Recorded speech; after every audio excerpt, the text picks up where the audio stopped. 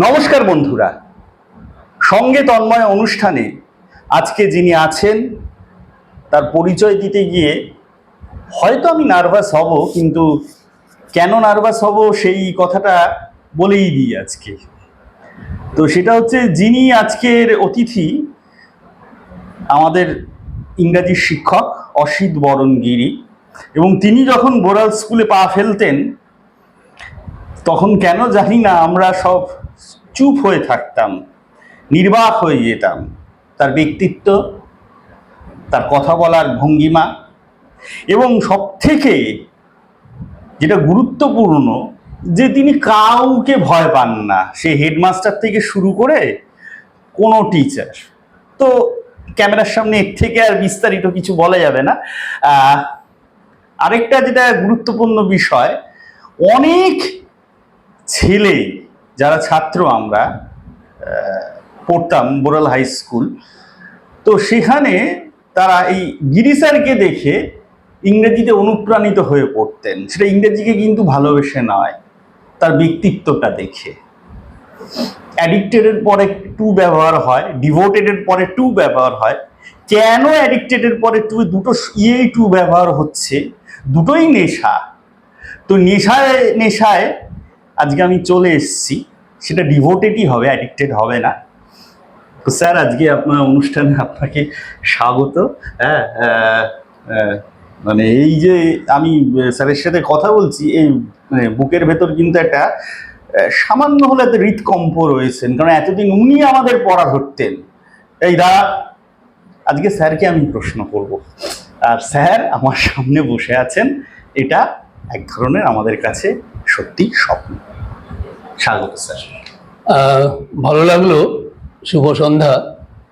ছাত্রবন্ধু আমার স্নেহেরও বটে, প্রশ্রয় পেয়েছে, বকুনিও খেয়েছে। তা সে বকা প্রশ্রয় পাওয়াটা ছাত্রবন্ধু বলে যেমন পায় সকলে, তেমনই দিয়েছি ওকে। তা আজ যে ভূমিকায় ও অবতীর্ণ, সেই ভূমিকাটা ছাত্র অবস্থা থেকে অনেক দিন, অনেক বছর পেরিয়ে আসার পরে সে এখন মধ্যবয়স্ক একটা যুবক। যুবক শব্দটা মধ্যবয়স্কর সাথে মেলে না, তবুও ইংরেজি পরিভাষায় একে বলা হয় অক্সিমোরন। যৌবন আর মধ্যবয়স দুটো একসাথে মেশে না, বসে না। কিন্তু ওর মনের উদ্দীপনা এবং যে বিষয় নিয়ে আলোচনা করছে সেই বিষয় নিয়ে আমার বিকেল থেকে আমি ভাবছি যে এই বয়সে ছেলেটি যাকে নিয়ে আমার সাথে আলোচনা করতে আসছে সেই ব্যক্তিটি চিরযৌবনের প্রতীক। এই যে তিনটে স্টেজে আমরা দেখতে পাচ্ছি সুভাষচন্দ্রকে, শৈশব, কৈশোর এবং যৌবন। হ্যাঁ, তার আধ্যাত্মিকতা স্ফুরণ যাকে আমরা বলে থাকি, সেই আধ্যাত্মিকতা স্ফুরণটা তো আমরা দেখতে পাচ্ছি। কিভাবে দেখতে পাচ্ছি আপনি যদি একটু আলোকপাত করেন।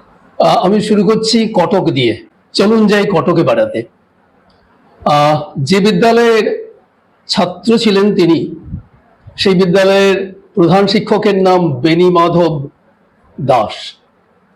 তিনি ফিলসফির অনার্স এবং MA। কথায় কথায় ছাত্রদেরকে তিনি ফিলসফি শেখাতেন। যারা খুব নিবিষ্ট শ্রোতা, তাদের মধ্যে অন্যতম আমাদের এই Subhash. He can be singled out from among thousands of boys, এটি মনে হয়েছে বেনি মাধব বাবুর। তাই তিনি তাকে কাছে ডাকেন, প্রেরণা যোগান। ছেলেটি কেমন একটু যেন অন্য রকমের। তো এই ইউনিকনেসটা মাস্টারমশাইয়ের খুব ভালো লেগেছে, যে ছেলেটি পড়াশুনো তো ভালোই, তার ম্যাট্রিকুলেশনের রেজাল্ট তো আপনারা সকলেই জানেন। পড়াশোনার বাইরে ওর একটা আলাদা গুণ আছে, কেমন যেন অন্তর্মুখী। এই অন্তর্মুখীনতাতেই জন্ম নিয়েছে তার আধ্যাত্মিকতা। শিক্ষক মশাই জহুরি, তিনি খুঁজে পেলেন এক অন্বেষী মনকে, কাছে ডেকে বললেন, তুমি সময় সুযোগ করে প্রকৃতির অঙ্গনে যাও, নৈঃশব্দের গান শোনো, নির্জন জায়গায় যদি তুমি বসে একটু আত্মস্থ হওয়ার চেষ্টা করো, ধ্যানের মতো করে ভাবতে শুরু করো, তাহলে you will have a feeling of tranquillity. So you love nature. ভালো লেগেছে? ভালো লেগেছে সেই বালক সুভাষের। বালক Subhas is all praise for his headmaster. তার সাথে আরো 2-3 জনকে তিনি পেয়েছেন সহপাঠী, তারা লাইক মাইন্ডেড। তো ওদেরকে নিয়ে কাছে পিঠে, কটকের কাছে পিঠে যেগুলো একটু হিল বা হিলক এইসব জায়গা যেখানে নাকি লোকজন কম, চলে যেত ছুটির দিনগুলোতে। ওখানে শুধু it's a search for truth. কি করছেন তিনি জানেন না, খুঁজছেন কিছু একটা। ভালো লেগেছে। এইভাবে সময় অতিক্রান্ত হচ্ছে, প্রায় তিনি পৌঁছে গেছেন কৈশোর। বাল্যাবস্থা এবং কৈশোরের এই যে মধ্যবর্তী সময়টা একটা টানাপোড়েনের সময়। সেই টানাপোড়েনের সময়ে যেটাকে বলে জেনারেশন গ্যাপ। ছেলেটি আজকাল কেমন একটু মিলিটেন্ট হয়ে উঠছে, কথা শুনতে চায় না। তো তিনি তার অসমাপ্ত আত্মজীবনীতে বলছেন যে জীবনের একটা পর্ব আসবে বা আসে, যে সময়ে আমরা যদি বাবা মাকে একটু অস্বীকার করি, অসম্মান নয়, তাহলে আমি নিজেকে খুঁজে পাবো। অর্থাৎ দাঁড়ানোই যে আধ্যাত্মিকতার সন্ধানে ও রয়েছে, ও কি একটা খুঁজছে। ডিএল রায়ের ছেলে, নাম মনে আছে? দিলীপ কুমার রায়। দিলীপ কুমার রায় তার সহপাঠী। তো তার গ্রন্থায়িত ওই জীবনীতে বন্ধুত্বের দৃষ্টিকোণ থেকে আরেক বন্ধুকে দেখতে গিয়ে তিনি দেখেছেন যে Subhash was born with a mind like that of a sage। অর্থাৎ বলতে চাইছে ও জন্মেছে একজন সন্ন্যাসী হয়ে। তা মা বাবার কথা শোনে না। কেন এরকম হচ্ছে? মা বাবা খুঁজছেন না। হঠাৎ করে ছেলেটিকে পাওয়া গেল না, বন্ধুদেরকে সাথে নিয়ে বেরিয়ে পড়েছে। সিদ্ধার্থ মনে পড়ে একটা উপন্যাসের নাম, হারমান হেসের লেখা, German writer, and he was a Nobel laureate। তো সিদ্ধার্থ, আমাদের এই সিদ্ধার্থ বুদ্ধদেবের নামে এই উপন্যাসটি, he was also in search of truth, he was a seeker of truth। আমি ওনার এই বাল্যজীবন, আত্মজীবনীর মধ্যে যা পেলাম, মনে হয়েছে যে Siddharth again was born in India, rather he was born at Cuttack. তিনি আমাদের ওই ছোট্ট সুহাস কৈশোর চলে গেছেন হিমালয়ের কোন একটা জায়গায়, কোন এক সন্ন্যাসীর কাছে গেছেন। এই অল্প বয়স্ক একটি ছেলে কি একটা খুঁজছে। তার মনে হয়েছে, ওই সন্ন্যাসীর মনে হয়েছে, না, this is no time for you to go for this. একটা বিশেষ সময় এলে হয়তো তোমার হবে, you go back home and be like an obedient boy. যাই হোক, ছেলে বাড়ি ফিরে এসছে।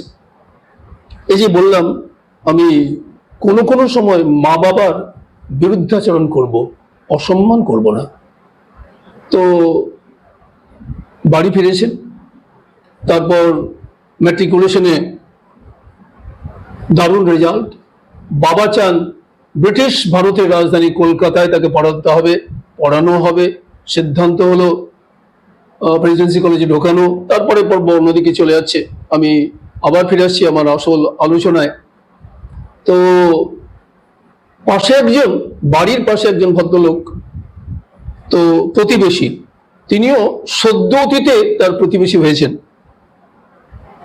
তার বাড়িতে সম্ভবত জগৎ মিত্র ওনার পদবী। তো তার বাড়িতে তিনি যেতেন। বোধহয় জগৎবাবু নাকি খুব ভালোবাসতেন because the boys of that time, তার পছন্দ নয়, বাট হি ইজ এ বয় যাকে নাকি তার প্রথম দর্শন ভালো লেগেছে। এসো একদিন আমার বাড়িতে, he had been to his place. গিয়ে যা হয় নতুন বাড়িতে গেলে এদিক ওদিক চোখ যায়, দেখেন তার বইয়েসটাকে অনেক কটা বই। আর আমাদের আহ, সুভাষ প্রচুর বই পড়তেন। He was a born bibliophile. চোখে পড়লো বিবেকানন্দের রচনাবলী। So he was in search of truth. খুঁজে পেলেন বিবেকানন্দের রচনাবলী, নাম শুনেছেন। আমাদের বিবেকানন্দ বিবেকানন্দের মহাপ্রয়াণ হয়েছে 1902 সালে। হিসেব করে আমি দেখেছি যে দুজনের বয়সের গ্যাপ, মানে যখন সুভাষ জন্মান অর্থাৎ বিবেকানন্দের মৃত্যুর 5 বছর আগে জন্মেছে। তার সম্বন্ধে ওই বেণীমাধব বাবু কিছু বলেছেন, কিছু পড়াশোনাও হয়েছে। এবার এই বইগুলো পড়তে পড়তে তিনি মুগ্ধ। ও যে বলছিল যে অ্যাডিকশন নাকি devotion, and he got himself devoted to learning rather perusing that book. I mean, 2 books he borrowed. পড়তে পড়তে তিনি খুঁজে পেলেন একটা জায়গায় যেখানে নাকি বলা আছে 1901 সালে বিবেকানন্দ গেছেন ওপার বঙ্গে। অনেক স্মৃতি তো চলে আসে, তো আজকে অনেক স্মৃতি আস্তে আস্তে ভাসছে মনের মধ্যে। স্যার আমাদের পড়িয়েছিলেন যে বিবেকানন্দর ইংরেজিতে একটি কথা, when money is lost nothing lost, when health is lost something lost, when character is lost everything is lost। জানি না কতটা স্মৃতি অনুমোদন করলো, স্মৃতি থেকে বললাম। এখন স্যার ওপার বাংলায় যাওয়ার আগে এই যে কথাটা আপনি আমাদের পড়িয়েছিলেন, সুভাষচন্দ্রের জীবনটা যদি আমরা দেখি, এই যে চরিত্রের দৃঢ়তা, হ্যাঁ, সেটা কতটা প্রাসঙ্গিক হয়ে পড়ছে, আমরা ওই প্রশ্নটা আসবো এরপরে। চারিত্রিকভাবে ওনার বাড়িতে যে কজন জন্মেছিল নাকি তাদের মধ্যে বলিষ্ঠ তো দাঢ় বা দৃঢ়তা তার চরিত্রের ভূষণ বটে। He use to stick to his point, a man of uncompromising nature. সেটা তো তার সারা জীবন তাই থেকে গেল। তো ধর্মাবলম্বন করার ইচ্ছে এক সময় হয়েছিল যে আমি সন্ন্যাস নেব, অ্যান্ড হি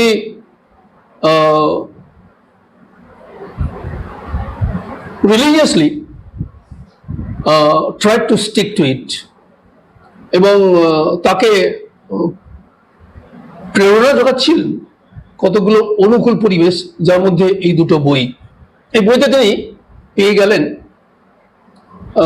এমন এক পুরুষকে যিনি সত্য সন্ধান করেছেন, এমন একজনের কাছে যিনিও নাকি সত্য সন্ধান করেছেন। ঠাকুর শ্রীরামকৃষ্ণের প্রসঙ্গ এসে গেল। পড়েছেন যা বিবেকানন্দের রচনা আদ্যপান্ত পড়েছেন। কেন পড়েছেন তার একমাত্র কারণ যে what is the source of his being built that way? Vivekananda কি করে তৈরি হলো? নরেন থেকে বিবেকানন্দের উত্তরণ আর এই সুভাষ থেকে নেতাজির উত্তরণ, এই দুটো কেমন মিলমিশে একাকার হয়ে যাচ্ছে। সত্য সন্ধানী দুজন সত্য খুঁজে পেয়েছেন। যেমন করে শ্রীরামকৃষ্ণ, মা তুমি কোথায়, তুমি নাও আমার ভালো নাও আমার মন্দ নাও। তো গীতার কথা, সর্বধর্মান পরিত্যাজ্য মাম একং শরণং ব্রজ অহং তং সর্বপাপেভ্য মোক্ষয়িষ্যামি মা শুচ। আমি যদি ইংরেজিতে একটা ফ্রেজ ব্যবহার করতে চাই, আনকন্ডিশনাল সারেন্ডার, প্রশ্নাতীত আত্মসমর্পণ। তো বিবেকানন্দের ভাবনা তিনি ভাবিত হলেন, জারিত হলেন। তিনি খুঁজে পেলেন এমন একজন মানুষকে যিনি নাকি শেখালেন জীবে প্রেম করে যেই জন সেই জন সেবিছে ঈশ্বর। যারা তরুণের স্বপ্ন পড়েছে, আদ্যপান্ত মন দিয়ে যারা পড়েছে, তাদের আমি নরেন্দ্রপুর রামকৃষ্ণ মিশনের ছাত্র অবস্থায় একদিন একটা ছোট্ট বক্তৃতার সুযোগ পেয়েছিলাম বলা। তাতে আমি বলেছিলাম এই যে বিবেকানন্দ তার গুরু, যদিও দীক্ষা গুরু নন, আমাদের সুভাষ বলছেন তিনি যদি বেঁচে থাকতেন আজ তিনিই হতেন আমার গুরু। তাই আমি একটা বিশেষ পরিপ্রেক্ষিতকে মাথায় নিয়ে সেদিন বলেছিলাম, বিবেকানন্দ বলেছেন, জীবে প্রেম করে যেই জন সেই জন সেবিছে ঈশ্বর। তরুণের স্বপ্ন, তরুণ হয়ে গেছেন তিনি, কিন্তু তরুণদের তিনি জাগাচ্ছেন বিবেকানন্দের কথা দিয়ে, ওঠো, জাগো, দাঁড়িও না যতক্ষণ না তুমি তোমার উদ্দিষ্ট লক্ষ্যে উপনীত হচ্ছ। Rise awake and stop not till the goal is reached. এটা বলতে গিয়ে তিনি বলছেন, দেশপ্রেম করে যেই জন সেই জন সেবিছে ঈশ্বর। তা আমরা দেখা গেল বিবেকানন্দ তাকে কোন ব্রতে করলেন। তাহলে বিবেকানন্দের প্রতি আনুগত্য, বিবেকানন্দের ভাবনায় ভাবিত হওয়া কিন্তু সেই কিশোর বয়সের প্রারম্ভ থেকে যে একটা ধর্মানুভব, স্পিরিচুয়ালিটি, আধ্যাত্মিকতা, সেটা কিন্তু আন্ডার কারেন্ট হিসেবে আসছে। অর্থাৎ তার এই feeling of religiosity or spirituality is being fed slowly but steadily by the philosophy embodied by, first of all, Swami Vivekananda and his master Sri Sri Thakur Sri Ramakrishna. তো প্রকারান্তরে শ্রীরামকৃষ্ণের প্রেমে পড়লেন বিবেকানন্দকে মাধ্যম করেই। এটি তার আধ্যাত্মিকতার প্রথম সোপান। একে অবলম্বন করে তিনি কিন্তু কোনোদিন ডাইভার্সিফাইড হননি। মাতা দেশমাতৃকা, স্বামীজি বারবার বলছেন, দেশই হোক তোর একমাত্র উপাস্য দেবতা। যারা তার জীবনীর শেষ পর্যন্ত পড়েছেন তারা জানেন যে যখন নাকি তিনি মহানিষ্ক্রমণ করে বিদেশে চলে গেছেন, আমাদের বিদেশে একটি রামকৃষ্ণ মিশনে ভাস্বরানন্দ বলে একজন সন্ন্যাসী দায়িত্বভারপ্রাপ্ত, তার কাছে তিনি গেছিলেন। তার কাছে গিয়ে তিনি বলেছেন, মহারাজ, আমাদের সময় একটা ছবি চলতো, I am just quoting those words. ছবিটা কেমন জানেন তো? দক্ষিণেশ্বরের মায়ের পায়ের কাছে বসে আছেন ঠাকুর শ্রীরামকৃষ্ণ। আমার খুব ভালো লাগতো, যদি কোথাও জোগাড় করতে পারেন দেবেন তো। তো যিনি বিবেকানন্দকে তৈরি করেছেন নরেন থেকে, তাকেও তিনি ভালোবেসে ফেলেছেন। তার মনের মণিকোঠায় সেই শ্রীরামকৃষ্ণদেব দেবতা রূপে বর্তমান ছিলেন। এই আপাতত প্রথম প্রশ্নের উত্তরটা বিস্তারিতভাবে দেওয়ার চেষ্টা করলাম। তিনি শক্তির পূজারী। কে? ঠাকুর শ্রীরামকৃষ্ণ। স্বাভাবিক কারণে বিবেকানন্দ হবেন। আর যিনি নাকি বিবেকানন্দকে গুরুপদে বরণ করেছেন তিনিও শক্তির পূজারী। শক্তি কি? দেশমাতৃকা। তাই তিনি ঢাকায় গিয়ে যখন বলছেন যে তোদের একটাই কাজ, শক্তি সঞ্চয় কর, সেটা কি কোনো আর্মস এন্ড অ্যামিউনিশন? তা নয়। Be bold enough, have faith in yourself. কেন? দেশ তোর বিদেশের হাতে। এগুলো বিবেকানন্দের কথা কিন্তু। And these words found an echo in the heart of Swami, your Subhash Chandra. তো শক্তির পূজা মানে দেশমাতৃকার পূজা। এটা কি অধ্যাত্মবাদ নয়? এটা কি আধ্যাত্মিকতা নয়? আধ্যাত্মিকতা মানে ধ্যানস্থ অবস্থায়, যোগস্থ অবস্থায় শুধু নিজের মুক্তি, তা তো নয়। বিবেকানন্দ ঠাকুরের কাছ থেকে শিখেছেন, তুই এত স্বার্থপর হবি, তোর জন্য সারা পৃথিবীর মানুষ বসে আছে। বিবেকানন্দের সত্য উপলব্ধি হলো, বললেন আত্মনমক্ষার্থং জগৎ ধীতায় হচ, জগতের হিত সাধন করতে হবে। See, India is under the yoke of the British rule. যেভাবে 190 বছর, তখন কিন্তু 190 নয়, আমরা দেখব 1930-35 পর্যন্ত আমরা দেখছি উনি মহানিষ্ক্রমণ করলেন যে সময় পর্যন্ত, সেই সময় থেকে আমরা যদি মাইনাস বা সাবট্রাক্ট করি তাহলে তখন প্রায় 150 বছর ছাড়িয়ে গেছে ভারতবর্ষ পরাধীন। এমতো একটা দুঃসময়ে বিবেকানন্দের এই কথাটা তার কাছে একটা আলাদা মাত্রা দিল। সেই মাত্রাটা এসেছে ওই আধ্যাত্মিকতা বোধ থেকেই। অর্থাৎ আধ্যাত্মিকতায় উদ্বুদ্ধ, বিবেকানন্দের ভাবনায় ভাবিত, শ্রীরামকৃষ্ণের আদর্শে উদ্বুদ্ধ এমন একজন পুরুষ খুঁজে পেলেন, এমন একটি রসদ যেটা দিয়ে তিনি নিজেকে তথা আর যারা তার অনুগামী তাদেরকে তিনি প্রভাবিত এবং প্রাণিত করতে চেয়েছিলেন। আমি বলবো যে তিনি আধ্যাত্মিকতার প্রতীক। হি এমবডিড স্পিরিচুয়ালিটি, এবং তার স্পিরিচুয়ালিটির প্রাণকেন্দ্রে বসে আছেন ভারত মাতা। বন্দে মাতরম। বুঝতে পারছি স্যার। স্যার, আপনি খুব গুরুত্বপূর্ণ জায়গায় এসে পৌঁছেছেন, যে জায়গাটা একদিকে আপনি বলছেন যেখানে রামকৃষ্ণ কালী মাতার, হ্যাঁ, এবং বিবেকানন্দকেও আমরা দেখছি আরও রামকৃষ্ণের যে বাণী তাকে প্রচার করছেন, নানান জায়গায় প্রচার করছেন।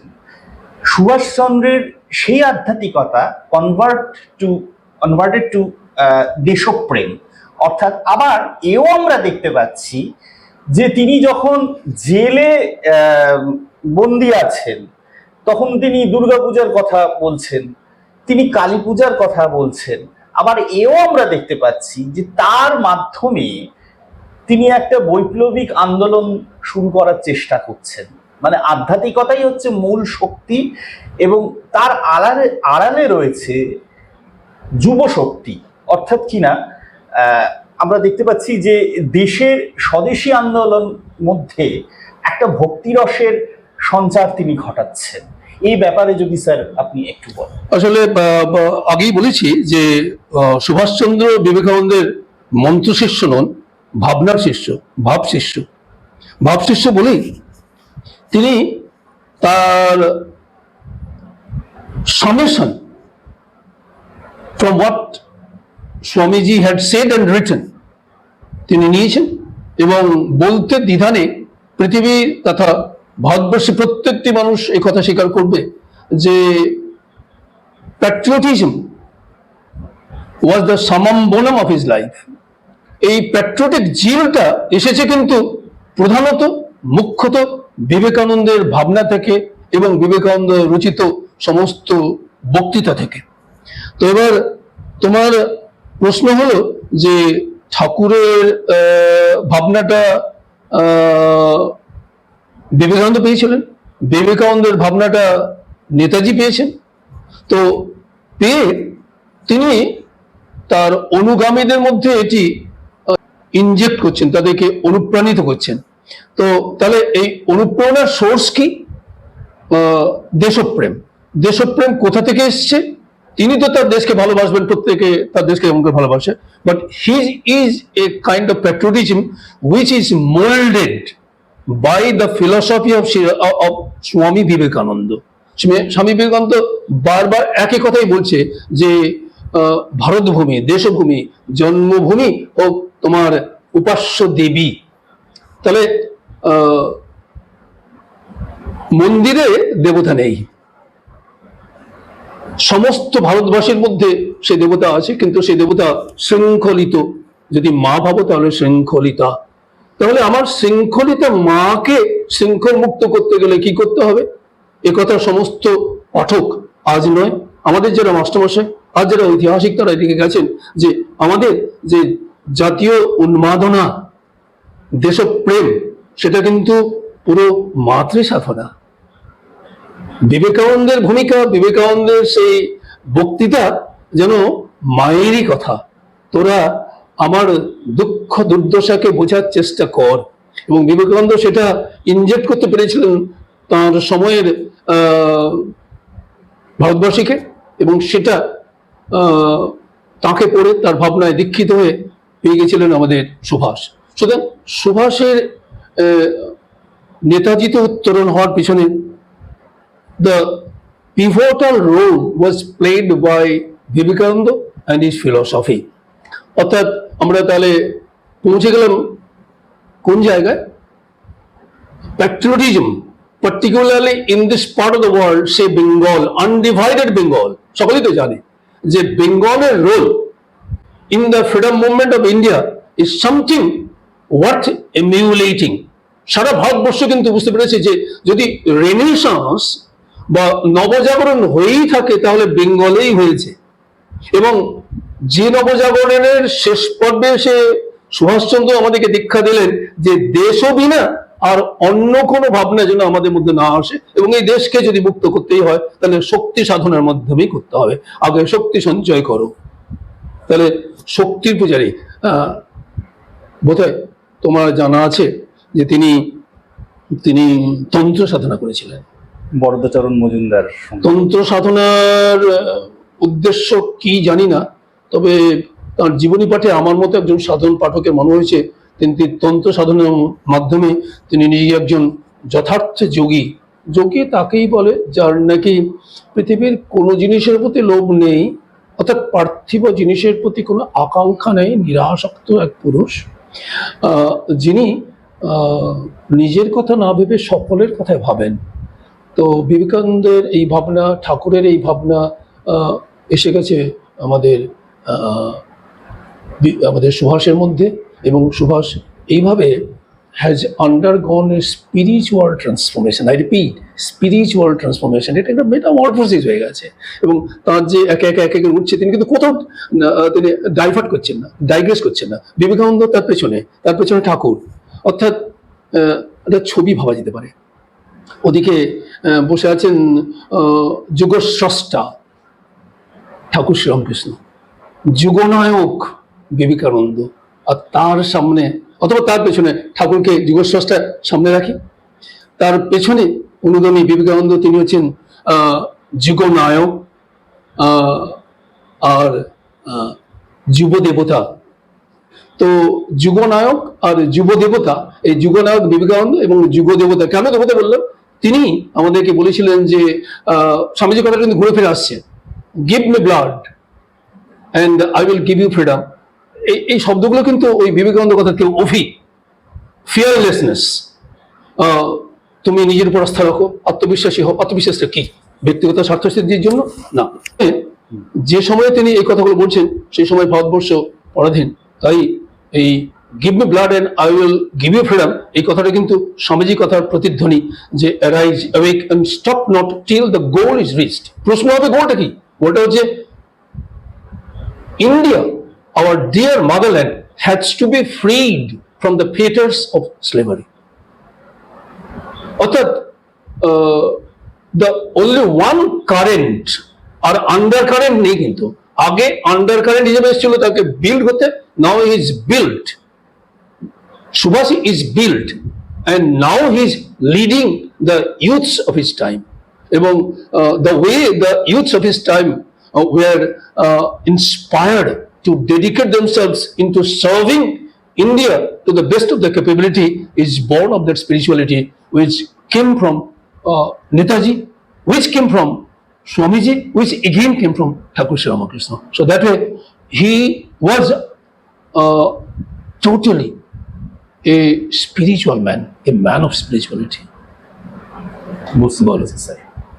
স্যার, আরেকটা জায়গায় আমরা আসছি, সেটা হচ্ছে যখন তিনি কংগ্রেসে যোগদান করছেন, আমরা দেখতে পাচ্ছি তার দাদাও শরৎচন্দ্র বসু, তিনিও মানে তখন তো একটাই দল ছিল কংগ্রেস, সেই কংগ্রেসে যখন তিনি যোগদান করলেন এবং কংগ্রেসে তারপর পথ চলতে চলতে নানানভাবে তার সাথে মতান্তর বা মতবিরোধ দেখা গেল তার সাথে, তিনি কংগ্রেস পরিত্যাগ করলেন। এবং তারপরও সুভাষচন্দ্রের ওপর আমরা দেখতে পাই নানান ধরনের প্রাণহানিকর ঘটনা দেখতে পাই, যে তার ওপর তাকে মারার চেষ্টা হচ্ছে, যেটা নাকি সুভাষচন্দ্রের ভাই সুরেশচন্দ্র বসু, আরেক ভাই মানে শরৎচন্দ্র বসু, সুরেশচন্দ্র বসুর যে ছেলে, তার রঞ্জিত বসুর মহানিষ্ক্রমণ বলে একটি বই আছে, সেই বইটি পড়লেই আমরা বুঝতে পারি যে তার উপর সেই সময় থেকেই শুরু হচ্ছে। তখন কি তার মধ্যে যে আধ্যাত্মিকতার কথাটা আপনি বলছেন, সে আধ্যাত্মিকতার সেটা রয়েছে, মানে ছিল কিনা, আছে নাকি একদম হার্ডকোর রাজনীতিবিদ বলতে আমরা যা বুঝি, যে রাজনীতি করতে গেলে তো আমরা তো আজকের সময় বা যেই সময় বড় হয়েছি আমি দেখি যে রাজনীতি করতে গেলে এই দেশমাতৃকার কথা অনেক রকম স্ট্র্যাটেজি তৈরি করতে হয়, মানে সেটা সবসময় যে জনগণের অনুকূল অবস্থায় থাকে তা নয়।